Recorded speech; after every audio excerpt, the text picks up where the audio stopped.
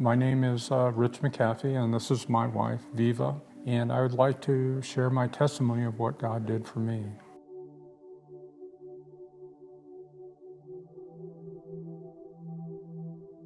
You know, all of us have times in our lives that we will always remember a date, a place, or wherever we are. For me, mine actually occurred January the 8th, 2024. I was diagnosed with metastatic urethra carcinoma.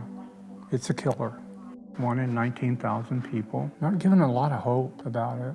I was diagnosed in Houston, and at the time I was fighting another form of urethra carcinoma. And I'm sorry to say, I wish that I had run immediately to God and bled the blood and done all those good things that I know we should do, that we've been taught here at AGC, but I didn't. I went and proceeded to get all my affairs in order. Vevia, she's a prayer warrior. She was helping Kylie with Girl Scout, and she shared with her that she did not know how much time she could devote given my recent diagnosis. Well, Kylie prayed for her right then and there. Now, I didn't know any of this stuff. On Wednesday, January the 17th, 2024, at 7:30 p.m., Kylie was leading the service that evening. She didn't really even know my name. That's funny. She said, "Viva's husband, will you come up here? We want to pray for you." I thought, oh, Lord, what did Viva get me into now? Because I'm a real private person. I went up and she prayed, laid hands on me. I kid you not, the power of God went through my body. It was like fire, and it settled right in the area where the cancer was. I mean, I was just on fire, and I knew from that moment forward, come what may, it was healed. We were done. I'm especially grateful for the preparation that AGC provided for our family. We were taught things. We were taught how to apply the word, how to apply the blood, how to do all these other things that we had been really remiss in doing. They rekindled a fire in us, and it was able for us to grow, to battle this, not go into it with somebody that had no hope, but somebody that really did have hope. It's amazing what this story has become, because it's more than what you could ever imagine. One of the things that we did when we were in Houston, we met with the oncologist and they gave us a list of drugs that they proposed for us. Unfortunately, the only pros that came out of the treatment plan was insurance would pay for it, and possibly I might have a place to stay when I'm having treatment. There was no surgery plan, there was no radiation plan, straight chemo. And because the disease is an orphan, they didn't know if any of it would work or not. But they gave us what the side effects would be. And the treatment is worse than the disease. It could affect your heart, your liver, your lungs, your spleen, kidneys, everything. And basically is just plainly going to kill you. Well, while we were there doing this, a friend of Viva's husband, who was going through bone cancer, was in treatment at a place called Oasis of Hope. It's an alternative treatment. They boost your immune system, and they provide vitamins and minerals into your body that you need to fight the cancer. Right. They send you through a rigorous process to stir up those cancer cells, because they like to hide. They would irritate it with all of this process so that they would be exposed. We found ourselves on February 17th, 2024, flying to Mexico.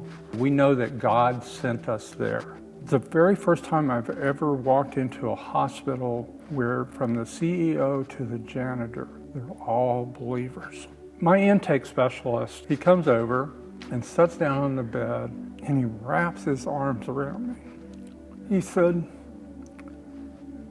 "Jesus, we don't know what to do for Rich McHaffie, but he's a believer, so you guide and direct us what we need to do. You lead us and we will follow." I've never had that happen in 60 plus years, never once. And so that's how the journey began. There was another part, you know, when we talk about healing, and I am healed of my cancer. Just cut to the chase. Here's the long end of the long story. But there was another part of my body that wasn't healed, that I was unaware of. I grew up in a very abusive home.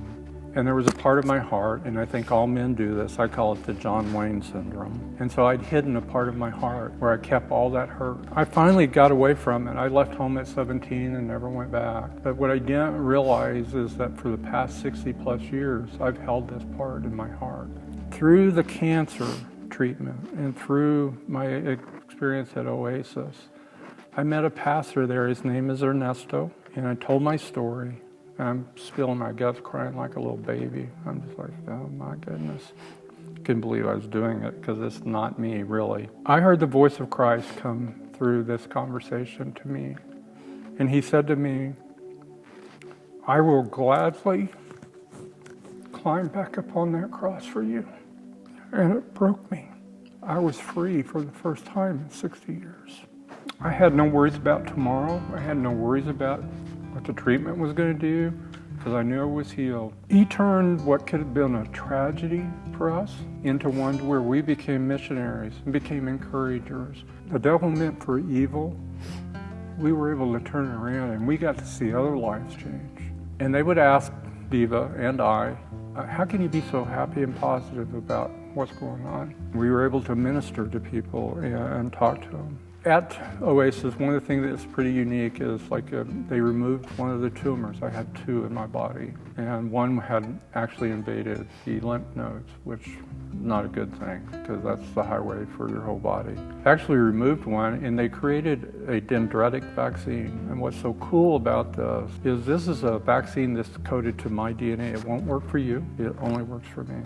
So they gave me that, removed the tumor, and within an hour I was on the beach, walking up down the beach. Here's the great part about it. Went back to Houston, had another PET scan, met with the doctor of the first cancer, and she's going over my scan, and she says, there's no evidence of disease here. She knew about the surgery, so she knew the one tumor had been taken, but the second tumor had disappeared. The cancer number 1, nothing there in either one. It was free. I thought, okay, I don't know if I trust them or not, so I was scheduled to go back. I went to Oasis. They verified the diagnosis. And then we went again in September and got our second NED from Houston and from Oasis. I've been healed. I can tell you that with all assurance that we serve an awesome God. I can tell you medically, we think we know a lot. I know a guy that knows more. They've got a plan for us. It wasn't my time to end it. It was my time to keep going. He's also even better. He sent a Holy Spirit to guide us. My part is to surrender, to listen, and to have faith. And for me, you'll never, ever tell me God doesn't heal, because I know He does. I know He does.